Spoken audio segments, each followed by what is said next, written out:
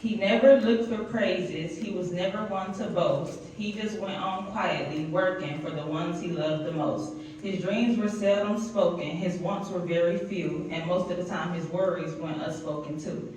He was there, a firm foundation through all my storms of life, a steady hand to hold on to in times of stress and strife. A true friend I could turn to when times were good or bad. One of my greatest blessings, the man that I call Dad.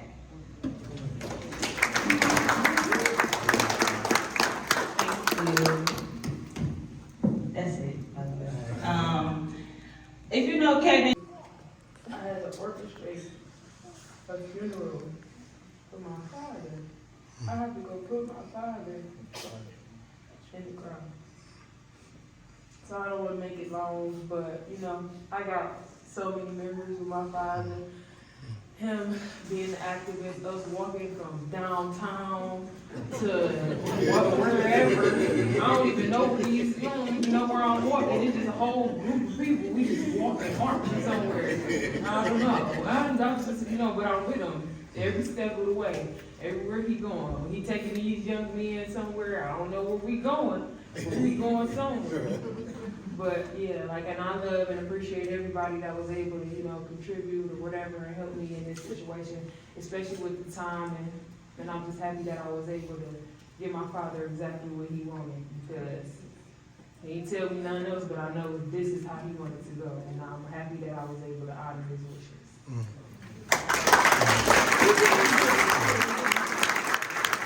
I want to commend and thank Jihad as well as Hank and all of the brothers who worked with us in street outreach for really looking out to our brother Kevin Bell.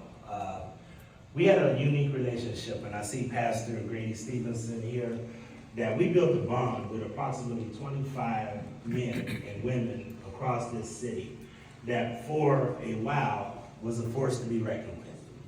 And Kevin Bell was one of those people that really went out there to work with young people on a day-to-day basis to try to keep these folks straight. He would show up to crime scenes. He would show up when there were shootings, and when the community was about to be frustrated or irate, he always had a calming presence because he was a leader. But he also was an advocate. Kevin wasn't afraid to fight. He wasn't afraid to speak his mind. He wasn't afraid to tell people and speak truth to power. Kevin was the type of person that a lot of people might say go unnoticed in Cleveland, that show us every day what it's like to be committed to a community and not get a lot of praise heaped on you. Many of us may have titles, and many of us may, make rules and laws, and we handle large budgets and everything else. But it's people like Kevin Bell who mean just as much as this city as anybody else, as any mayor, any council person, or anybody else that you can imagine, because he saved so many lives. He was a leader, and he will always be remembered in this city. So I had to be here today just to make sure that I paid my respects, and just to tell everyone, especially the family, we love you. We appreciate the sacrifice that you made to send your father, your brother, your loved one to work in the streets every day. And his memory will be cherished with us always. Thank you so much. Thank you. I think that really sums up what his legacy is going to be about, because once it's all said and done, we say job well done, Kev, because the turnout from the people that are here and the way he's recognized throughout the city. And I think that's what really stands out the most. Again, his consistency with his work and the way he reached out to the youth, whether it was, getting us down in the basement. Everybody knew how to act in the basement, you know what I'm saying? And I didn't know what humility was at that age. You would hear words thrown around, but I really didn't understand it. But we all demonstrated it at a very high level when we was in Kev's presence. We understood what respect was and honoring each other. We didn't treat each other bad. We had a good time in the basement. We learned a lot of great lessons from some of his friends and colleagues that he grew up with, from Whitney and Russell. I live in Marietta, Georgia, and again, his name is very well respected in the city of Marietta as well. So it's pretty impressive that a man can go from one city and be such an impact and influence till he go to a whole other city and have that same effect on a multitude of people. So I'm forever thankful to call him my father. I'm thankful for all you beautiful people coming out on this rainy, cold day to show your appreciation and respect for my father. And once again, thank you all.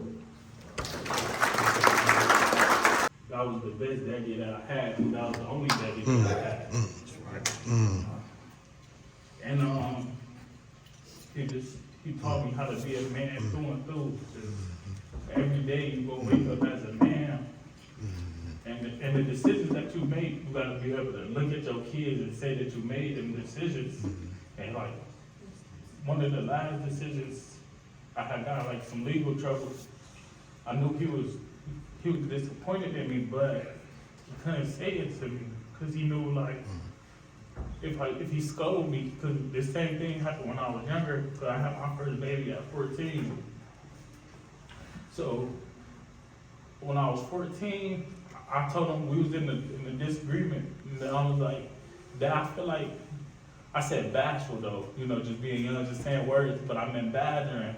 I said, I'm like, man, you badgering me about a decision, you know what I'm saying? But it was like, but I said bashful. Then he turned around, it was in the caddy, big Fleetwood caddy and shit. The couch seats in it. He pulled it over, he turned around, was like, what you mean bashful? What you being shy about? Clearly you wasn't shy. I'm like, I'm in badgering, you know what I'm saying? Badgering about the decisions that I made. Like, I messed up, I dropped the ball or whatever. So this time, I think that's where he was at with it. He remembered that backseat conversation where he couldn't badger me for it. But, I mean, you get what I'm saying? So at the same time, I felt like every day he taught me how to be a man, taught me how to cook, taught me how to provide a full life for myself, or I could sustain life without a woman or with a woman, or however, I could be a through and through man every day and stand on the decisions that I make. So, with saying that, that was the best daddy that I had, because that was the only daddy that I had. That's right. That's right. I don't know. That's right. You know what I'm saying? If you want to honor that brother right there, man, pull together. You know what I'm saying? Stand strong as a family.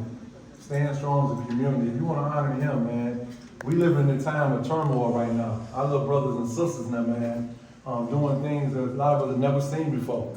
You know what I'm saying? If you want to honor that man right there, help these little brothers and sisters out here, man, that's doing the things they're doing in our community, that's continuing to destroy our neighborhood. That's how you honor. That's a legacy, man. You know what I'm saying? Kevin Bill is a legacy when you look at him, and I salute him, man. 3 stars in general, man, in my life. You know, and as a father, I watched him. You know what I'm saying? I watched him, I heard him, his family, man, his kids. You know what I'm saying?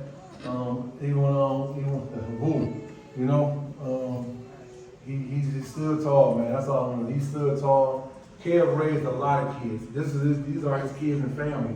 But Kev got hundreds of kids. Thousands. He got kids all across the city that we didn't sit down and get out of gangs or stop wars behind or fed, gave food to. Just different things he did for different families, man. And once again, I salute him, man. And appreciate y'all, man. And family, brother.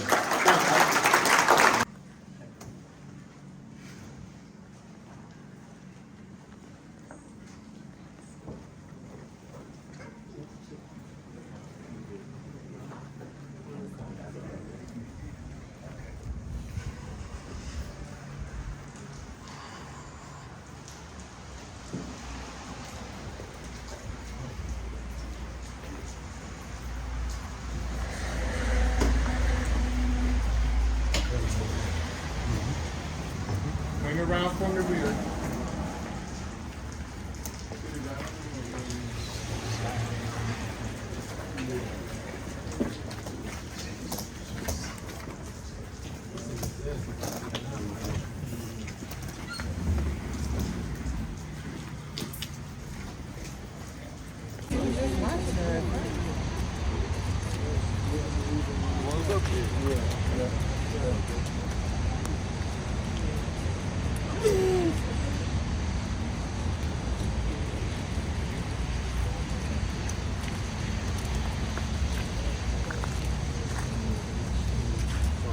Straight through, which way you going, huh?